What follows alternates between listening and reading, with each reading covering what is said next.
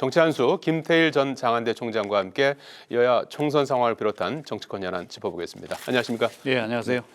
자, 총선 이제 37일 앞으로 다가왔습니다. 그래서 공천 작업이 이제 마무리돼가면서 전체적인 그림도 이제 조금씩 이제 보이기 시작하는 것 같습니다. 그래서 이제까지 대체적인 평가를 보면 이제 국민의힘 같은 경우에는 이제 현역 불패, 중진 불패 그러면서 친윤계 대다수가 공천을 받았다 이런 평가가 나오고 있고요. 민주당은 친명계가 약진이 두드러진 가운데 계파 갈등이 극에 달했고 또 파열음이 터져 나오고 있죠.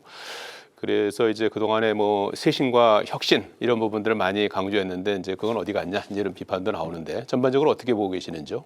실망스러워요. 아, 그렇습니까? 네. 이제 선거라는 게 크게 세 가지 그 축을 중심으로 움직여진단 말이에요. 예. 구도라는 게 있고요, 예. 정책이라는 게 있고 인물이라는 게 있는데 그 인물 공천을 통해서 각 정당이 이번 선거에 어떻게 임하겠다라는 것을 보여주는 과정이에요. 예. 공천 과정이라는 예. 것이. 근데 사실 뭐 기억에 떠오르는 뭔가 이미지가 없잖아요.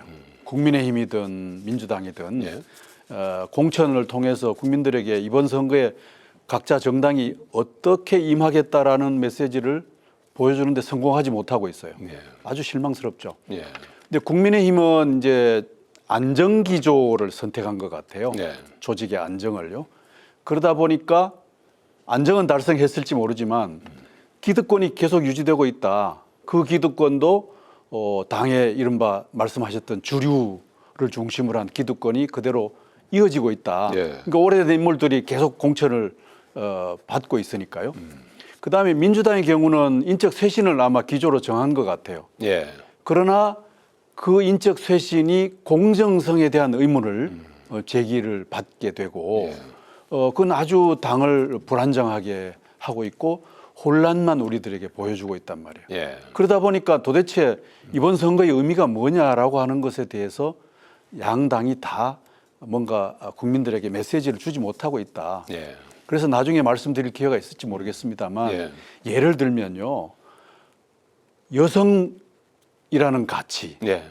또 청년이라는 가치 예. 이거 지금 양당이 그동안에 목소리를 높여왔지 않습니까? 예. 그러면 공천 과정에서도 그런 가치가 실현되고 있다는 것을 보여줘야 되죠.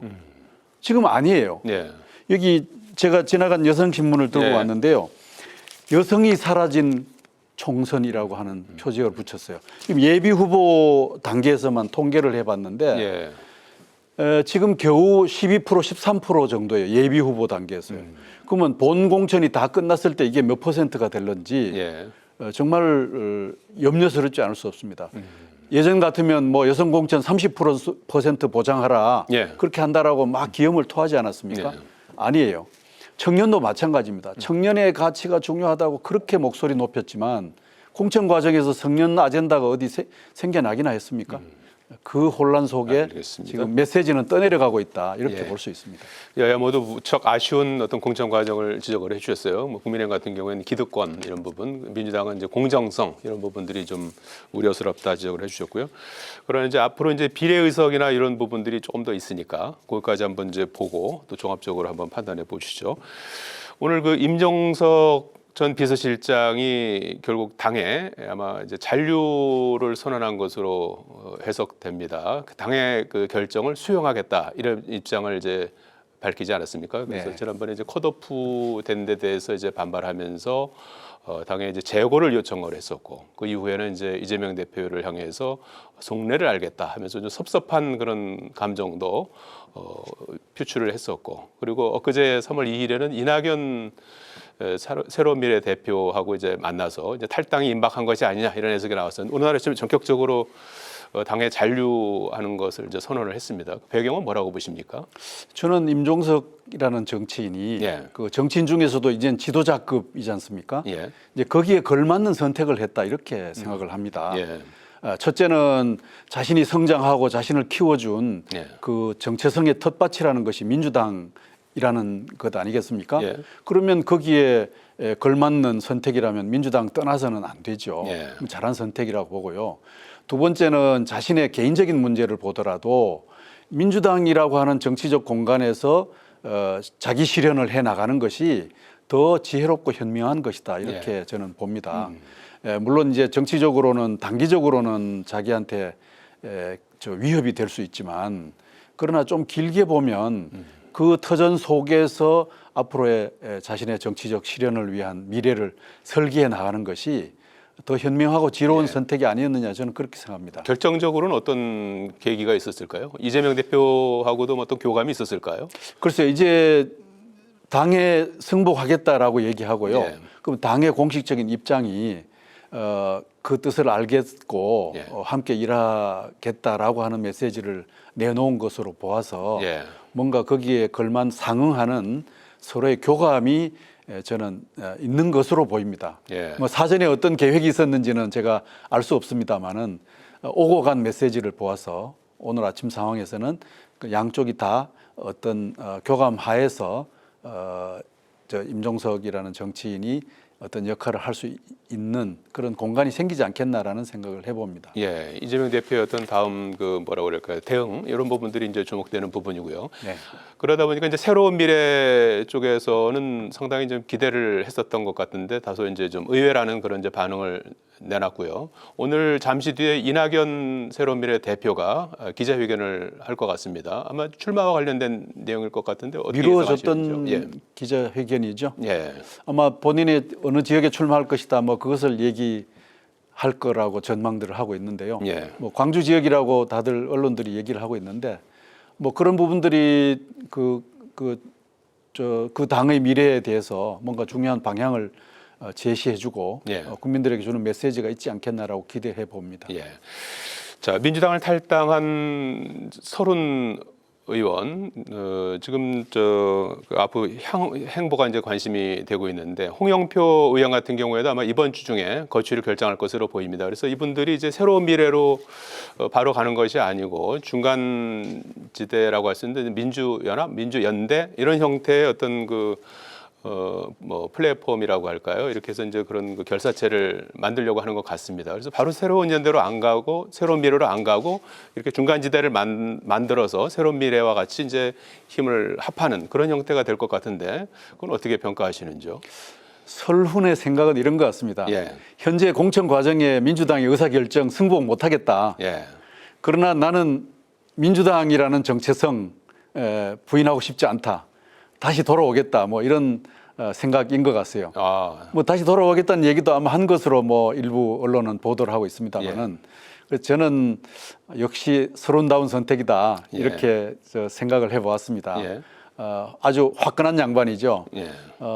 사실은 현재 공천 과정에 문제가 있다. 예. 나는 승복 못하겠다. 오케이 좋습니다. 그건 뭐 평가하기 나름이니까요. 그러나 또 내가 다른 당을 만들고 다른 당이 지향하는 것에 동의할 수는 없다. 예. 나는 여전히 민주당이다라고 하는 선언을 한 것으로 보아서 아마 서로는 뭐 다른 당으로 가지는 않을 것이다. 끝까지 예. 살아서 돌아오겠다라고 하는 얘기. 지난번에 그 이해찬 의원이 그러하지 않았습니까? 무소속 출마해서 다시 또 민주당으로 돌아왔는데 그 모델을 설정하고 있는 것이 아닌가 저는 그렇게 전망해 봅니다. 그 모델이 그러면 이제 홍영표 의원도 이제 현재로서는 이제 탈당 가능성이 큰 그런 상황 아니겠습니까? 그래서 거기에 이제 합류를 한다든지 또 새로운 미래하고 같이 이제 합세한다든지 그럴 가능성 그리고 그것은 그 이제 영향력은 어떻게 평가하시죠? 그거는 선거 전술적으로 예. 본인의 입지를 다지면서 예. 선거에서 심판을 받겠다. 그럼 나는 민주당의 공천은 안 받았지만 국민 심판을 직접 받아서 내 신임을 묻겠다 하는 것이니까 예. 뭐 다른 의원들하고 같이 혹은 또 다른 당의 분파들과 함께 선거에 전술적으로 임하고 하는 것은 뭐 있을 수 있는 일이라고 저는 생각을 합니다. 예. 영향력은 어떻게 보십니까? 영향력도 있을 것이라고 봅니다. 아, 그렇습니까? 왜냐하면 이번 민주당 공천이 사실 뭐 여러 가지 문제가 있다고 지적을 받고 있지 않습니까?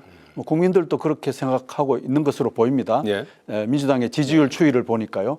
그러면 그러한 어떤 공감대와 또 여론의 지지를 바탕으로 해서 뭔가 자신의 정체성은 민주당이다. 그러나 이번에 나는 국민의 심판을 직접 받겠다라고 하는 그런 이제 메시지와 행보는 일정하게 어떤 세력을 얻고 지지도 얻을 수 있다라고 저는 생각을 해봅니다. 예.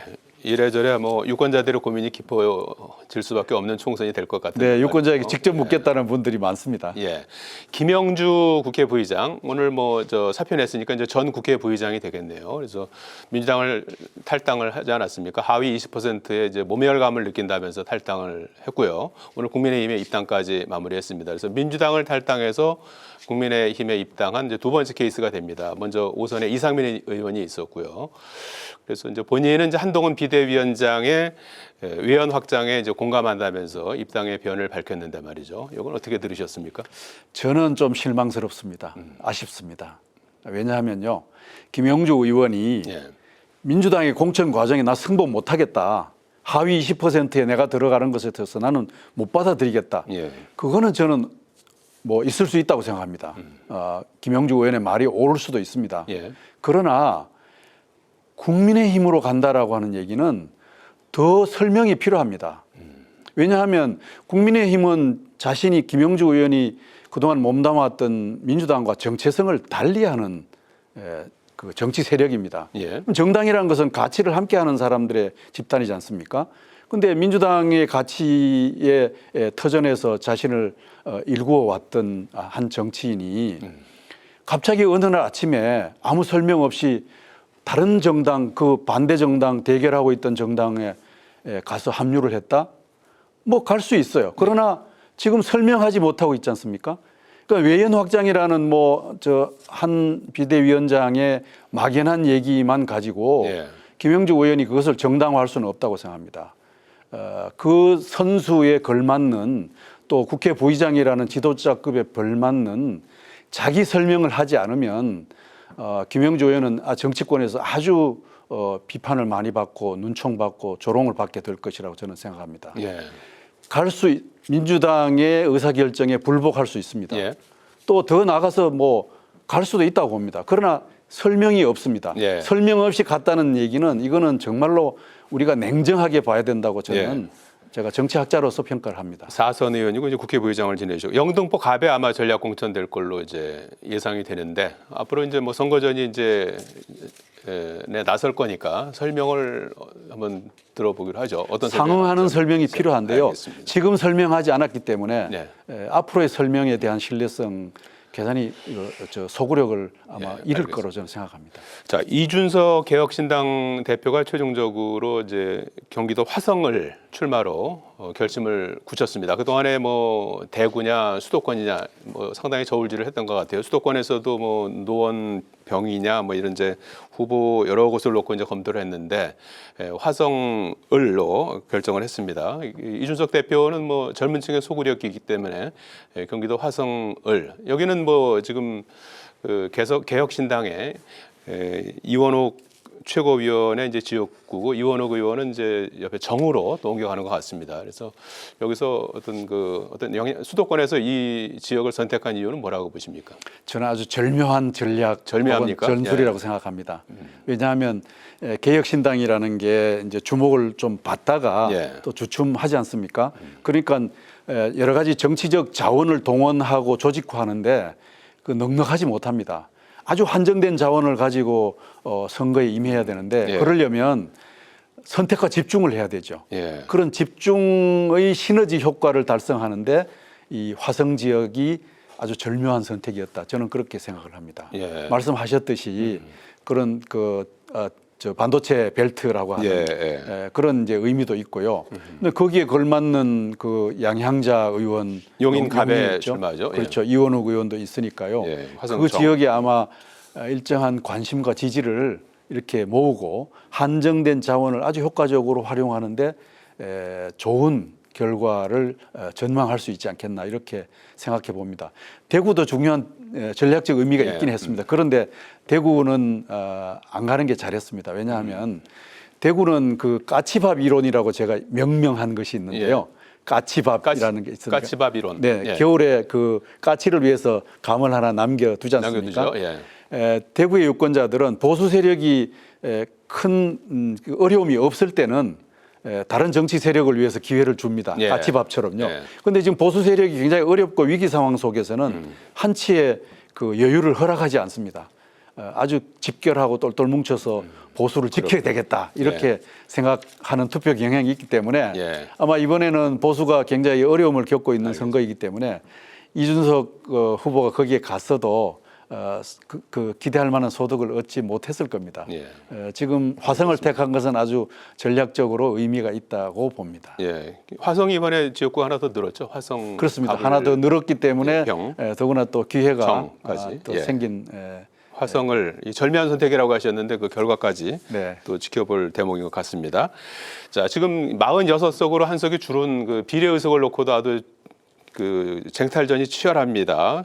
국민의 미래가 오늘부터 후보자 접수를 시작했고요. 더불어민주당은 더불어민주연합이라는 비례 정당, 지금 이제 군소정당하고 이제 시민단체까지 같이 해서 플랫폼을 만들었고요. 조국 전 장관이 주도하는 조국 혁신당도 창당 대회를 열고 여긴 뭐 지역구는 후보를 내지 않는다고 하죠.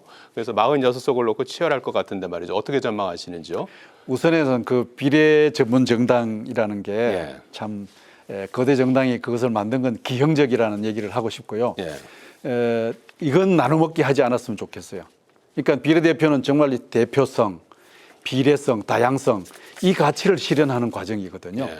그 세 가지 대표, 비례성, 다양성이라는 가치에 걸맞는 사회적 약자에 대한 대표성, 그다음에 다양한 직군과 가치에 대한 대표성, 다양성 이런 것들이 잘 반영되는 것이어야 되고 그 절차 과정이 민주적이기를 기대합니다. 예. 아까도 말씀을 드렸습니다마는 청년 여성 뭐 이렇게 목소리 돋우다가 이 공천 과정에 들어와서는 완전히 난맥상을 드러냈다고 하는 현실들 이걸 우리가 따끔하게 좀 지적을 해야 합니다. 예. 남은 공천 비례 과정에서는 그런 가치들이 잘 실현되기를 기대합니다. 예, 비례 의석만큼은 이제 그런 가치들이 실현됐으면 좋겠다.